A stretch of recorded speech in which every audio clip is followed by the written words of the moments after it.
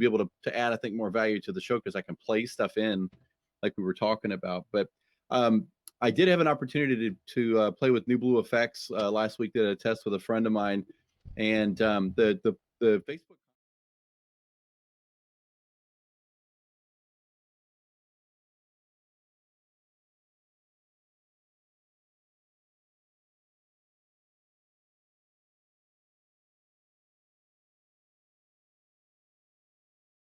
We should be live right. right now. I just got a notification on my watch that it's. So, are you able to watch Facebook since Marty's not here? Hey, what's up, Yes, Lindsay? I can definitely watch Facebook. It's not like I've never done it before. So Well, I will I'm a member of the Cats and Bacon Facebook group, I think. I don't know. So I will try to keep LinkedIn under watch. okay. Um, I'm gonna do my best because, Good. like I said, this I'll try to jump back and forth, but LinkedIn I will kind of make that a priority to watch over here. Yeah. And I'm just Here, what's going on here? muting my tabs. That's the right thing to do if you're gonna have multiple things open because any Yes. one thing will make noise and All right. all Yeah. that good stuff. Yeah, I thought about the whole I know it's Halloween. I thought about the whole dressing up and putting like I was thinking about putting my Darth Vader mask on and I was like there's no way I I should could have got get my through. Elvis stuff out. Well, I was like there's no way I can make it through a whole show wearing a Darth Vader helmet. I would die of like the heat in it cuz my helmet usually has fans. If I have the fans running, you're going to hear it through the microphone and I won't That's hear right. you. So I was like, well, that ain't going to work. So No, it's a good idea though. this is what we're doing. So yeah, it'll be fine. So welcome to those that are over on LinkedIn. Um, Yes, welcome. so while we're in pre-show a little bit, so I've been playing around with the Elgato Stream Deck, right? So I have the Stream Deck XL and the regular Stream Deck, and Telestream put out a plugin. They worked with Elgato to make it work with Wirecast, and I put together a get start video. If anybody's interested, you Cool. can find it in the Telestream forums. How to get it working with your Wirecast, how to install the plugin, all that good stuff. If you happen to have one. And next week or at some point, I'm going to get into some other workflow based videos, I believe, using the Stream Deck with Wirecast. And so I really like it. I like the visual colored icons that I can see. Like I have it sitting here in front of me because you can label it and add your own icons to it. You don't have to use like just stock whatever. You can have like I have a sound off, sound on button, and the sound on is green and it says sound on, and the sound off has a big X on it and it says sound off. So there's no mistake when I go to press the button of what I'm actually hitting. Like I know, like with the logo here in the lower third, I can press those buttons and it takes it down. So I have it set up to make my life a little bit easier as opposed to, I think it's this button, and relying on that muscle memory. Yeah. I mean, the muscle memory is great. Don't Yeah, get me wrong.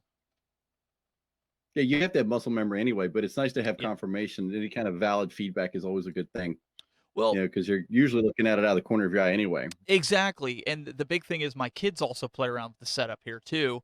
I have another session that they play around in when they're trying to do videos, and I've already gotten feedback from them like it makes it a little bit easier because my other controller has no, like the X key says 1, 2, 3, 4, 5, 6, 7, 8, 9, 10, 11, 12. Well, again, you got to rely on muscle memory with that unless you remember like, hey, button 7 is camera 7, let's say, or Yeah. um, button 8 is on the orange color layer is going to be your double box shot, where I can set that up all in the Stream Deck for those more challenging shots and have it to where you just press the button. It just, I don't know, it makes life easier.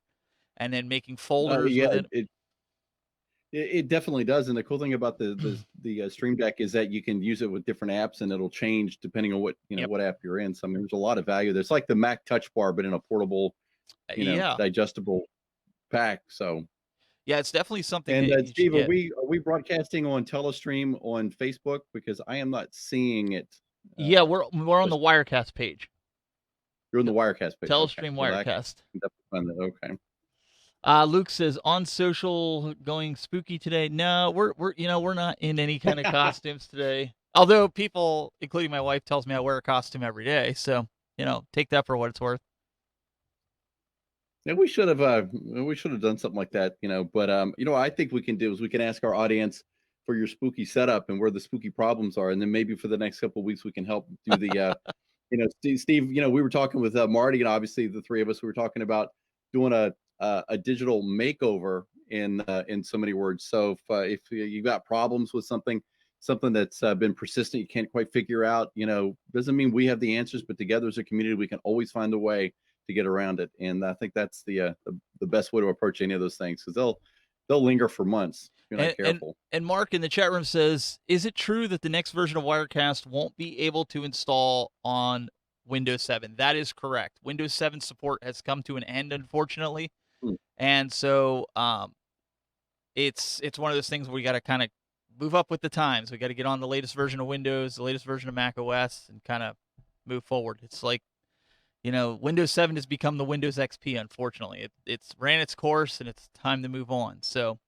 um, that's where we're at with it. And yeah, but Wirecast 13 runs on Windows 7 right now, though, right? I believe so, yes.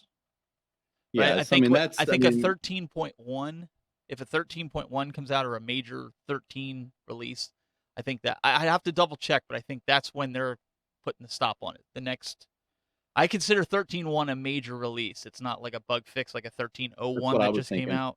So that would be Yeah. my assumption. But I will talk.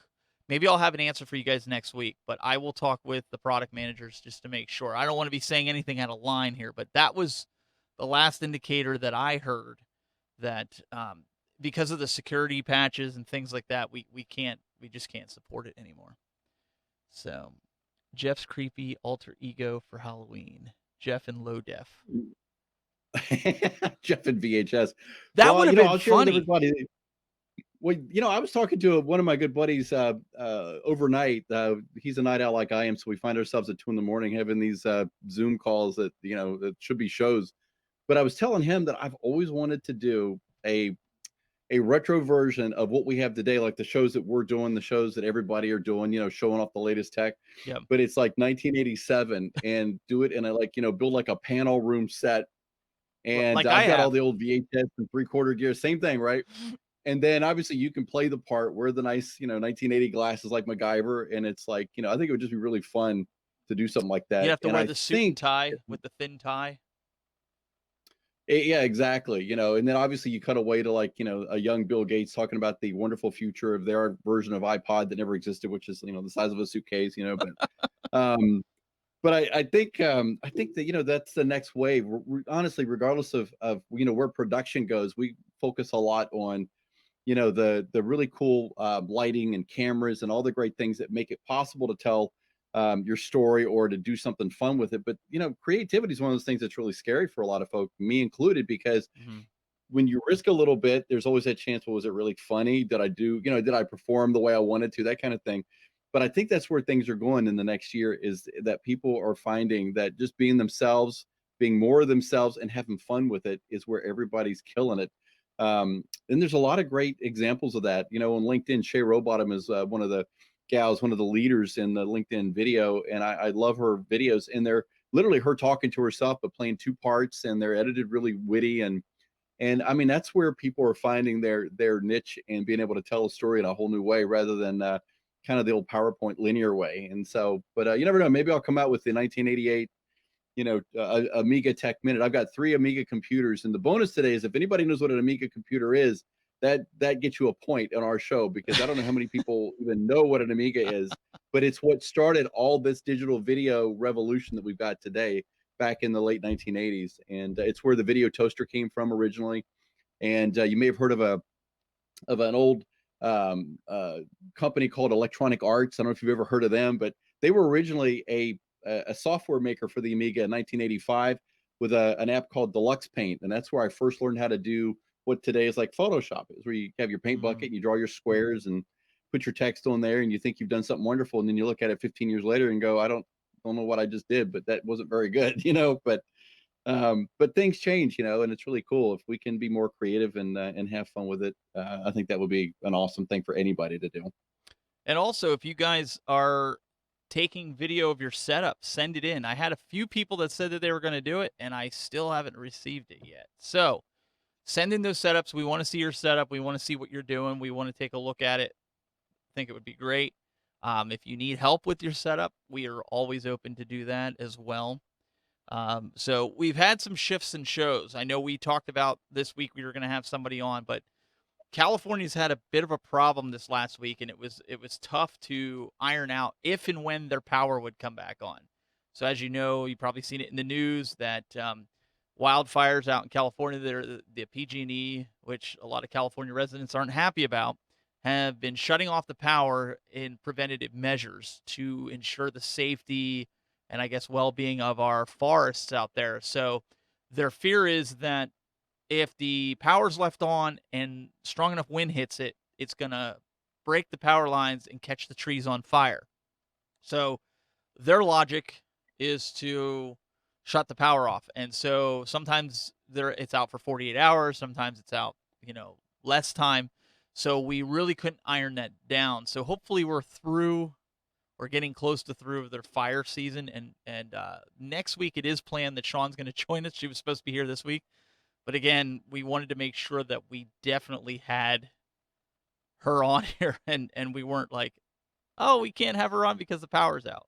So just wanted to kind of let everybody know about that. Yeah, it's an immensely challenging moment for California. It's unbelievable how fast these fires spread, and it's not something obviously you can put out in any matter of moments. It's a dedicated effort that goes on for weeks sometimes. So we're all thinking and praying for California for sure. So we're gonna get going here. But Jeremy Klusterman in the LinkedIn chat says, I know what an Amiga is. So there you go. You got one There you person go. that knows what an Amiga is. Well, Jeremy, I think is in my area here, so I owe him a meetup or something like that for that. That's awesome. Yeah, it goes back a little ways for sure. So, all right, guys. Well, we're gonna go dark here real quick, and then we'll get the show started, and we'll have some fun today. So stay with us. We'll be right back.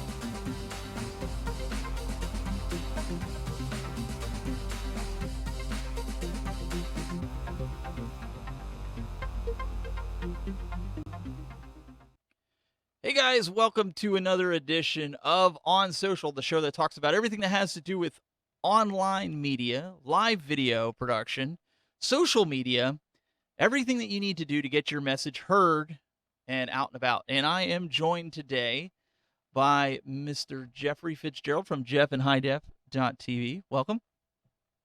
hey, Steve, always awesome to be part of the gang here, and I think we're gonna have a good conversation today for sure. It's funny because it seems like you and Marty have been kind of alternating weeks. It's like you miss each other by 1 week. So he's traveling this week. For those that don't know, he's actually on a plane right now. He could be, if he's got Wi-Fi, could be watching it and going, "Oh no."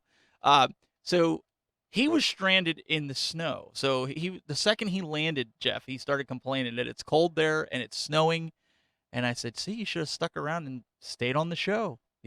But Well, there's rumors going around that that anymore nobody sees us both in the same place at the same time. But I want to put those rumors to rest. We're two different people.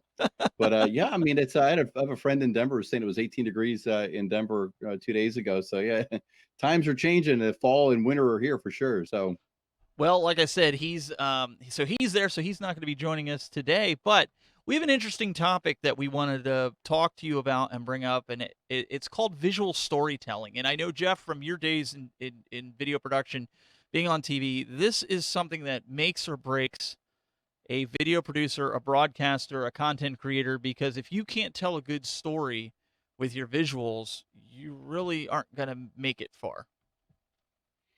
Yeah, I mean that's that is absolutely true, and I think I think the biggest misnomer is that especially in the world that we're in now, where we throw a lot of buzzwords around. We throw around value and content and story and brand and all these things, but at the end of the day, no matter what you're putting together on video, even if it's just pictures of your child and it's for a school or school play or something, you're telling a story. I mean, that's really what it is. And a story has a beginning, a middle, and an end. If you get deeper in that, obviously you have the hero meets the villain, and there's that challenge in the middle where the hero's got to decide to overcome. And at the end of it, obviously we want the hero to win, those things. But story is critical to everything, because that's what everything that we as a society and as humans, we thrive off of. We want to hear the good story. If you're a baseball fan last night, I think everybody would value the fact that a team that went up, two games, lost the next three, it looked like they were down for the count, that they found a way to win the World Series. Those are stories when you really think about it. So a lot of what we do in media is we try to find out where those value points are within a broader journey of a story, and how do we reduce it down to something that in a matter of minutes we can tell the essence of what it looks like, who the characters are, what was at stake, how do we overcome that, and then you're taking that person, taking that viewer along with you as the storyteller, hopefully to a great place of victory, where at the end it says, and they lived happily ever after, and that works for pretty much any video.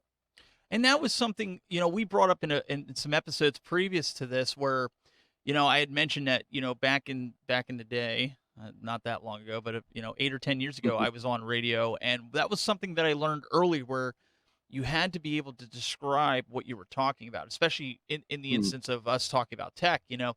I had to be able to say, the iPhone that I'm holding here, I'm pulling up the interface and I'm going into this app under this menu system. So that way people listening were able to follow along with what I'm doing, even though they couldn't visually see it.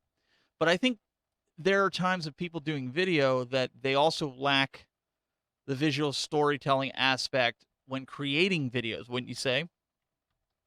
Yeah, it's funny because for those, I'm really going back now, way longer before I was even born. But there was the old broadcast War of the Worlds. I think it was like 1939, where Orson Welles was painting a picture of an alien invasion, and people bought it. It was that good. Back in the day, obviously people were a little bit more naive about the power of media and whether it's true or not. But stories, especially audibly, can be incredibly powerful, and I think that's where a lot of people in video make a mistake that's not easily seen, but certainly powerful, in that your audio tells as much of your story as your video. And it's really easy to think, hey, I'm going to get a shot of, that barn or of that particular person and these things and string it together. And that's my story. But if you're doing a story of somebody maybe who's a wood turner, a lot of times you can not even have narrative or voiceover over it, and you're literally showing segments of 20 seconds or 15 seconds, and all you're hearing is the grinding of the machine and then the scraping of the wood, and you're seeing the fibers fly off, and the glasses are on, and he's looking at his work up close and everything like that. That's how you tell a story, but it's the sounds that really bring that to life. And so I think it's a great lead into that, talking about radio, because if you begin to think both in terms of audio and video instead of just relying on the picture to tell it for you, I think you're going to be able to do things you never thought possible with your media. Yeah, I mean, I think a lot of people, even going through, I mean, we see talking head shows all the time, and sometimes they're interesting, sometimes they're not. Sometimes getting into it, I think a lot of these people that are doing some video where it's I don't want to call it Blair Witch like, but you know what I mean, like the Blair Witch Project, where these guys are going through and they're giving you that point of view. That tells a story. Like you're seeing this unfold right before your eyes from the That's right. cameraman's, Yeah. from that person's first perspective, if that makes sense. And you're going through and you're looking at it and you're saying, okay, I'm feeling the emotion that this person's going through, because he's not seeing anything before I'm seeing it. I'm seeing it the exact moment that he's seeing it and experiencing it, and that works. I mean, that's painting a picture right Oh there yeah. for you, right? Oh yeah, absolutely. It's funny because obviously it's Halloween. So talking about Blair Witch, 1999, that movie came out, shot on mini DV back in the day. That was a new consumer format that had a lot of quality with it. And if I'm not mistaken, it was like the highest grossing movie that year, or the highest grossing independent movie. And you're exactly right, because what they did is the way they shot it. Oh, and by the way, I think it was shot for $10,000. Mm. And it was one of these things where they brought the fear right up close. You're now in the middle of it with them, rather than kind of watching it from a distance. And it's the old Alfred Hitchcock with the you never see the guy in the shadows, but you'd always see the knife come up in the shadow, and things like that. And so perspective is a lot of it, being able to position your viewer in the eyes of where you want them in that moment. It's one thing to do a journey about the military and talking about IEDs and the tragedy and the things they have to overcome daily. It's a whole other thing to put yourself, or put that camera in there, or put them on a GoPro with that person driving, trying to figure out, we got two routes here. Which one is the one that may be the safe one? And so by embedding your viewer into the story to that degree, those are home runs every time you do it. And it's just a matter of really trying to figure out how to glue that together in a way that has a lot of meaning behind it. Yeah, that's it. It's interesting. They're saying in the chat room it was 30K, but even still at 30,000, I mean, Yeah, where are 30. you gonna find a movie made for that, right? But it Yeah, no, that's awesome. My numbers are from 1999, because when I was yeah. working for UUNet, we were in the internet. We were all talking about how great it was. But even the numbers of with the ratio, what it did is it proved that for everybody watching today, what it really proved, it's a great myopic example that you don't need millions of dollars of equipment to hit a home run with your media. They told a story with a handy cam, basically running through the woods of somewhere in Maryland. And I thought when I watched a lot of it, most of it was just it was kind of like smoke and mirrors. It was more is the bad guy over here? What's over here making noise? That kind of thing. And did a brilliant job with it. But it really paints the picture that you can put your viewer right smack in the middle of that story with you, and it will do wonders for you for sure. And it's one of those things where, okay, so we always talk about quality. That's one of the things that we talk about on here, and for all intents and purposes, that wasn't really high quality. I mean, it was, they shot it in high definition, but you know what I'm saying. It wasn't like, oh my gosh, this is just astronomical. This is phenomenal, No, right? yeah, it wasn't high quality compared to Hollywood, Right. but and that's the funny thing. I mean, if you really look at a lot of the indie film scene, I'm not deeply ingrained in it, but I've got a good friend who I've been an extra in most of his movies. He's a feature filmmaker, and I've got my 1 second in a couple different places. The thing I hear from him all the time is that why indie is so big right now is that Hollywood thinks they have a particular formula that's not always working. And so anytime you can create a new story in an original way, tell a story that maybe there's an underserved community, because Hollywood's not serving everybody the way TV's not serving everybody. That's a lot of it, is in looking at who are the viewers that you're looking for. Where's their story? How do they relate to that? And he's always talking about the fact that there's always room for more great film and video. So, okay, so if somebody wants to get started doing this, and they're saying, okay, Jeff, I understand what you're saying. You know, you have to be able to tell a story with your. What would you suggest to people to get going? Um, what are some things that they can learn to do to improve being a better visual storyteller for somebody that's watching? Maybe they lack in speaking in detail. What are some of the things that you think you could suggest to them to get them rolling? Well, number one, put your camera down. Believe it or not, put the camera down. Turn off the battery. Fold the viewfinder. If you're in the room of a school, or of maybe a theater, or whatever it might be that you're going to try to create a video about, observe, look around, look at the nuances in maybe the Art Deco gold foil work that's there. Look at the curtain that might be red and velvety, that might be 80 years old. Look at the dust on the piano, things that maybe with a dolly shot you can kind of creep across, and really not only tell the story of how relevant it is today because of the music that might be coming out of there from a great musician, but the fact that it's been there before we were, that kind of thing.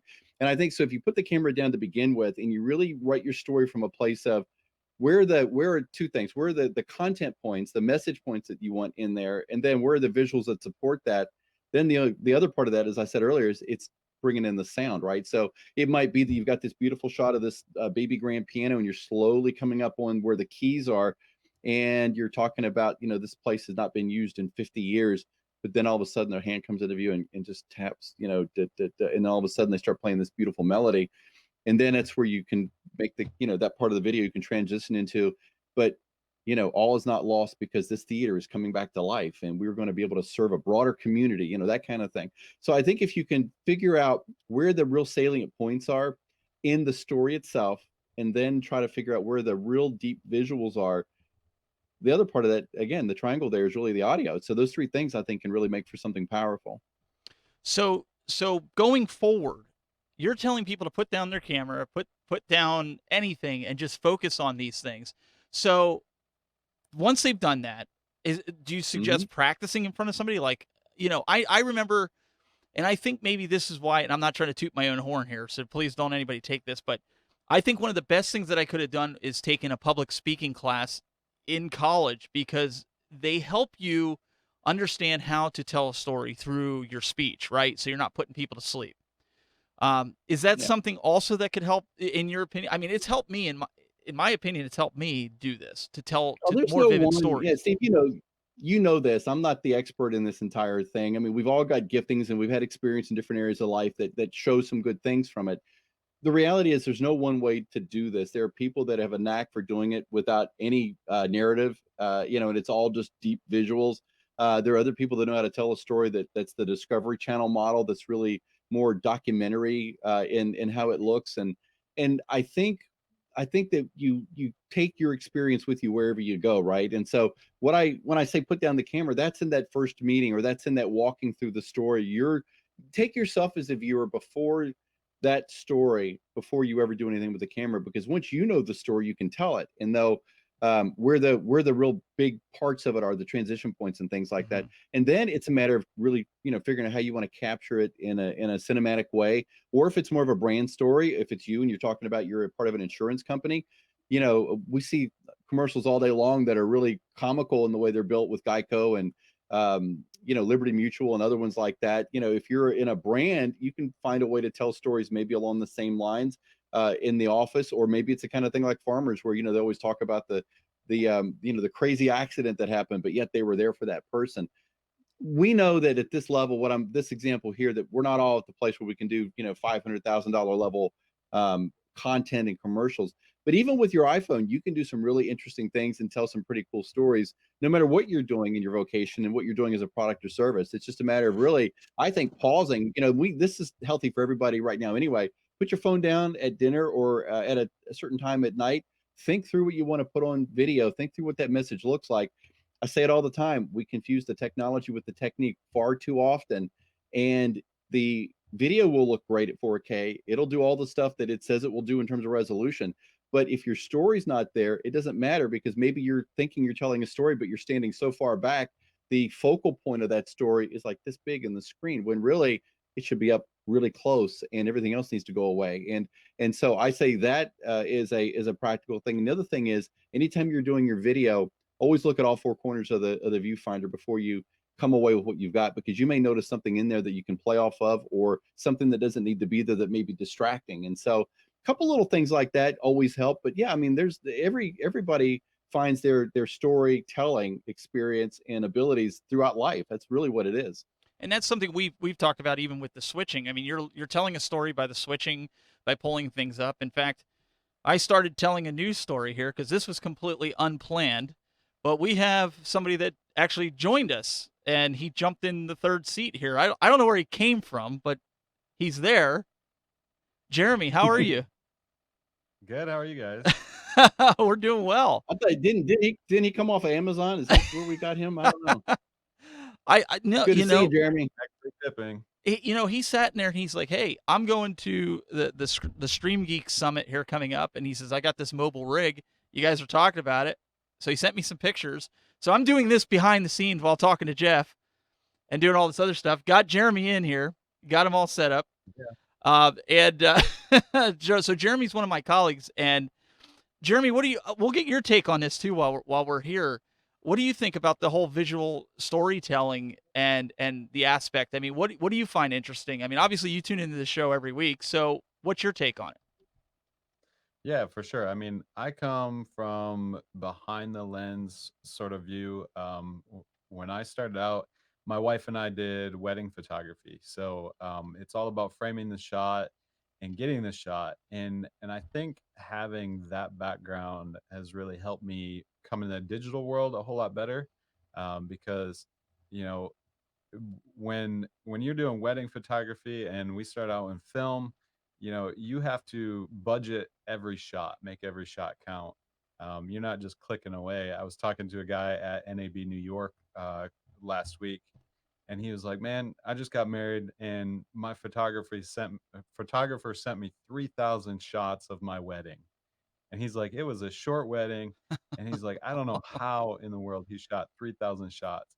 But just, uh, in today's day and age, it's just like film everything and get it all out there. But it's like if you're really telling a story, you need to frame those shots correctly, accurately, and really go for what you're doing.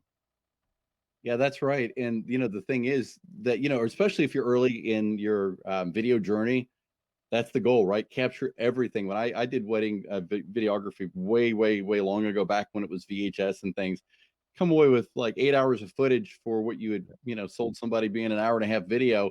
You created a lot more work for yourself. But if you pay attention and you really begin to figure out, like you said, where those framed moments are, that tells it the story. And today, just in the video market, video production market for weddings, it's incredible the quality that people are putting out now, drone shots and cinematic and slow motion, and it looks like they could all do the new season of The Bachelor. So One of the things that I know I've struggled with doing this is, I make these killer intros that are like 45 seconds long for a 10-minute video, and then I get these comments on YouTube like, "Dude, that intro is way too long. Like, you need to cut that down mm, to like 10 or 15 seconds." And I'm like, "But I can't make the killer intro for 10 or 15 seconds." It's like, you know, when you do a show like this, it's a half hour to an hour long, and you're doing a 30-second, intro. People are like, "All right, is the intro going to be done?" Sometimes you lose people even before you no, started that's because of true. that. Yeah, no, that's really true. But this is Steve. This is actually a creative intervention here because what you're suffering from is something that all creatives deal with, and that is don't mess with my artwork, right? Because you're Yeah. the one that it didn't exist before you did it. I can't tell you how many clients I work with that ask me what the final product will look like, and I say something very straightforward, but in my head I'm like, till I put it together, I'm not going to know, right? You're just as amazed as everybody else. But the thing is that that 45-second intro took something out of you. You kind of gave birth to that vision and things. And so then somebody comes along and they're like, yeah, can you fix this a little bit? It's like the guy from The Office. But the reality is that if you look at it a little bit, sometimes you can tweak here and there. You can turn it into what you need to. But we've all been there for sure. So we're gonna take this time now because, like I said, we didn't really have anybody send in a video this week. We went through some of the other ones. So Jeremy was kind enough.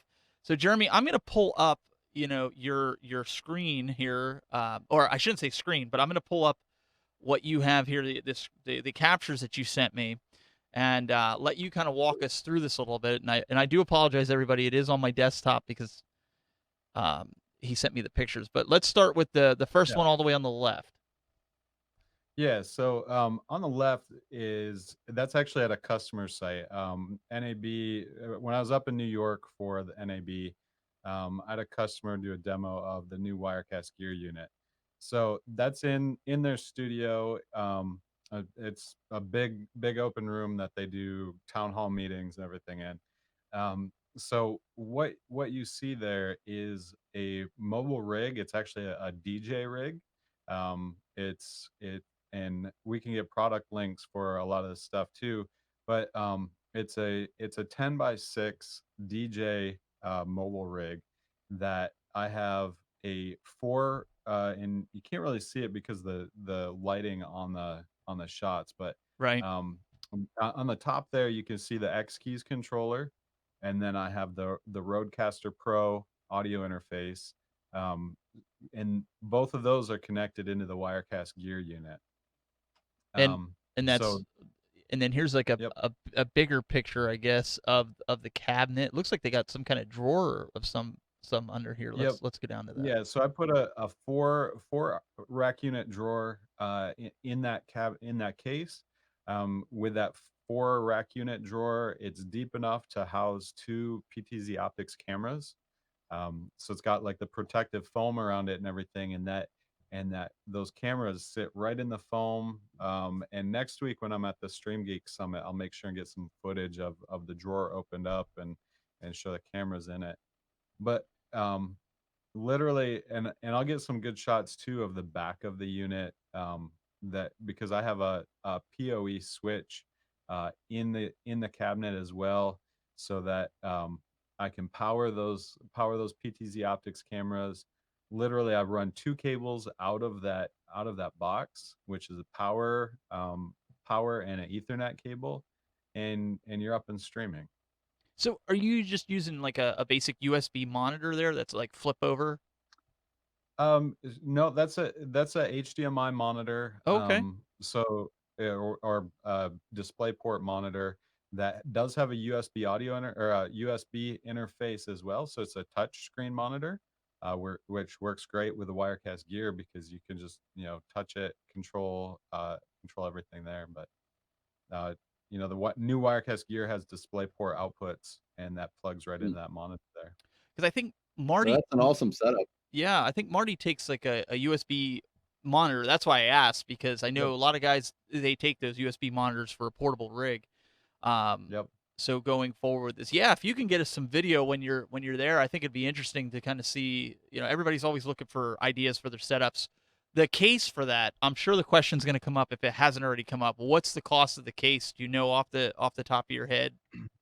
So it's more than just the case. The case, uh, the and actually I can maybe roll it out here if you give me a second. But it's a it was about $380 for the case itself, Okay. and then I added the mount for the monitor, so that kind of lifts up off from the case, and then also there's a slant shelf that holds the X Keys controller and the Rodecaster Pro. Um, so there's a couple elements added to that case. All in all, I think everything that you see there was right around $1,500 for the monitor, for the X Keys, for the Rodecaster, the case, and everything with that unit. So it really wasn't that expensive to do a studio and a kit. Jeff, while he pulls, I think he's going to roll that out there.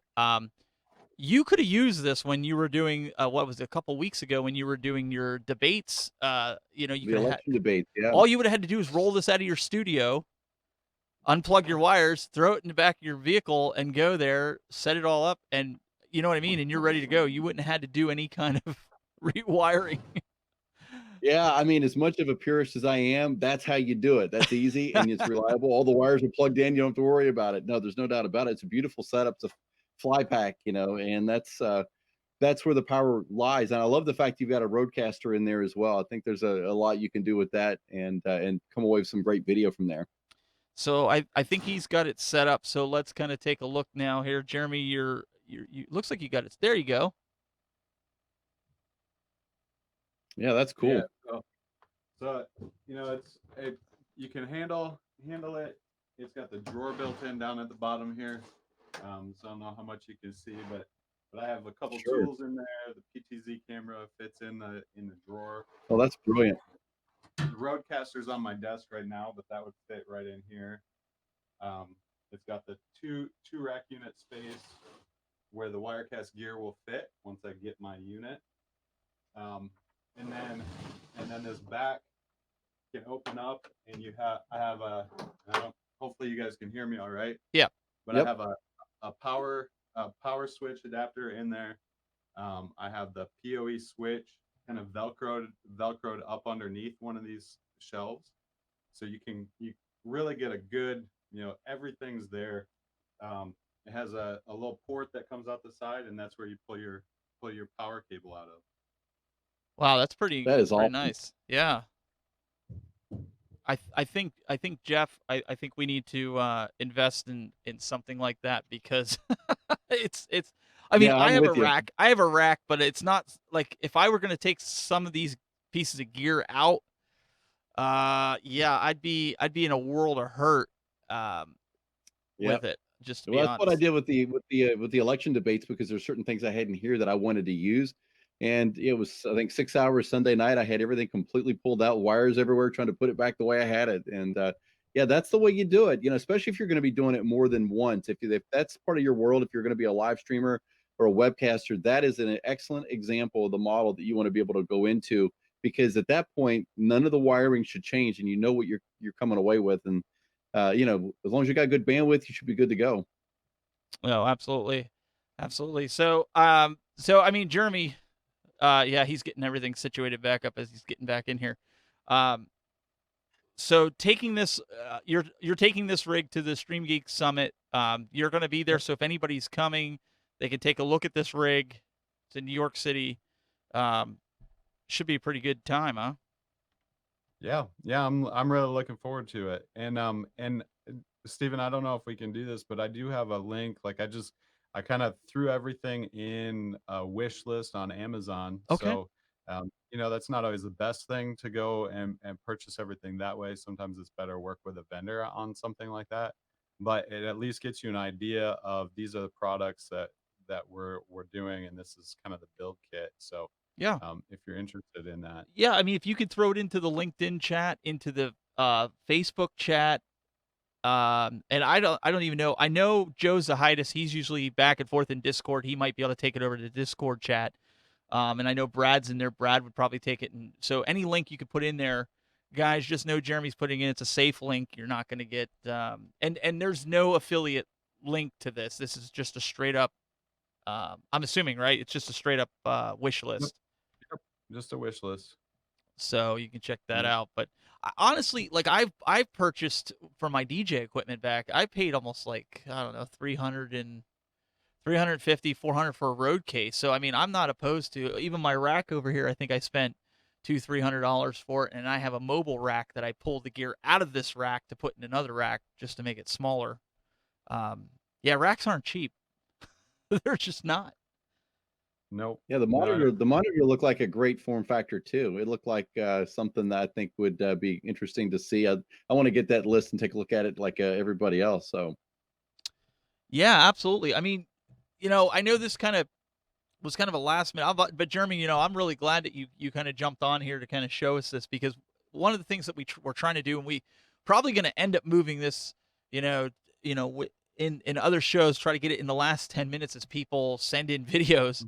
Mhm. We'd like to do that with the show because I think a lot of people find value in it because there's no one way to do everything, right? So you might have Right. something that somebody's like, wow, that's really awesome, that's going to fit my need. Where Jeff might say, well, for me, one of those elements will work, but the rest of it's just not feasible. So I that's why we encourage people to send it in. I think it's fantastic.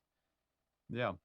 Yeah, and So like I said, I flew with this to NAB New York. TSA didn't like it too much, so they kind of tore it apart. So if any of you guys have good ideas for padding, like especially that monitor, um, it fits perfectly in the back cover of the case, but I need to pad it and strap it in and everything. But if any of you travel with gear like this and have input for how to check a big tech case like that, let me know because that I need help with. yeah, it's one of those yeah, things, right? TSA, they just love that kind of gear, right, Jeff? that was just what I'm going to say. It's I have an insulin pump, and so I get stopped every time for that. I can't imagine walking in with a box full of electronics. But one thing you can do if you're doing it more often is apply for a media access where basically they know that this is the kind of thing you traditionally have with you and they vet you in different ways. You still have to get searched, but at least they're more familiar with it, that it's not out of nowhere. Some guy's carrying, a box full of buttons and knobs and plugs into something. So I gotta Yep. I gotta tell you this quick story here before we wrap this up. So back in 2011, 2010, 2011, I was going to CES for the first time, and LiveView came on as a sponsor. And they said to me, they said, we're going to send you this. I think it was like the LU50, whatever the backpack is, the baseline backpack was, which is about 80 to 100 pounds, right?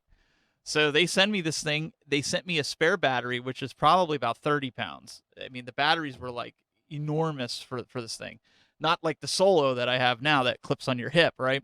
So they send me this unit, getting ready for CES. I have this luggage that looks like I'm going away for a month because it's all equipment.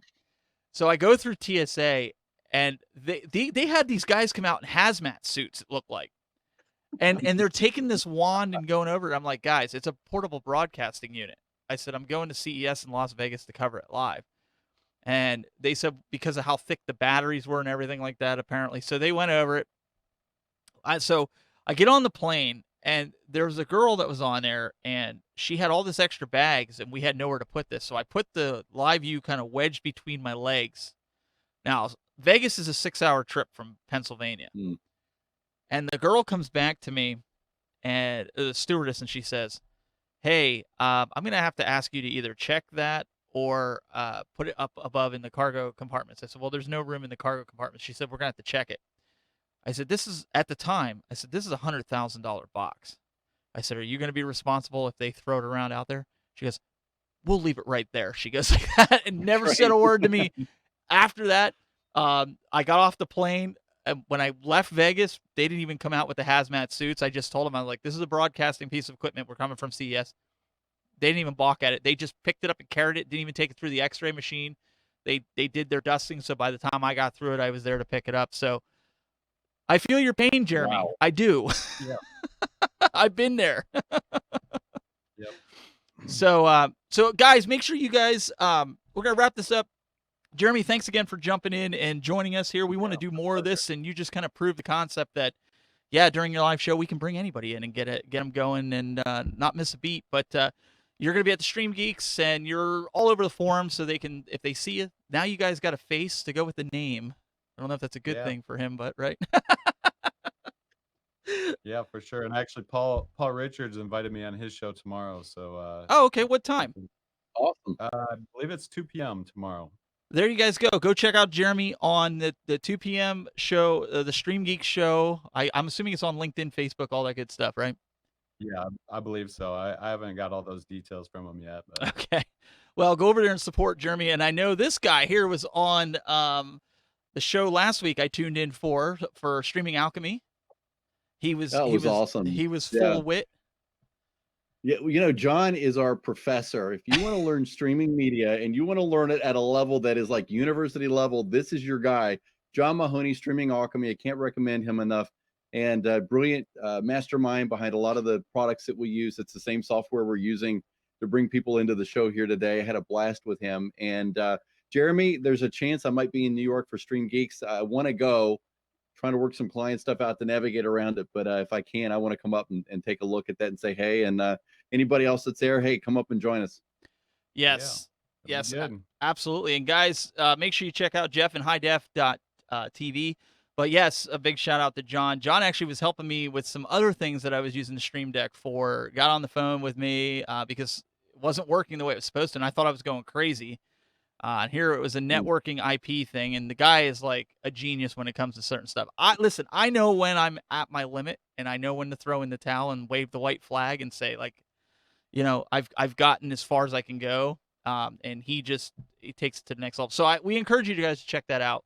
Watch that show. You know, it's a fun show. But we really appreciate you guys tuning in here, and make sure you subscribe to the YouTube channel. Go to Telestream YouTube channel, Wirecast, as well as follow us on Instagram. We're over on Instagram, Telestream, as well as LinkedIn to get all this great content. We've got some great shows coming up for you. So we'll see you next week for more here of On Social. Talk to you then.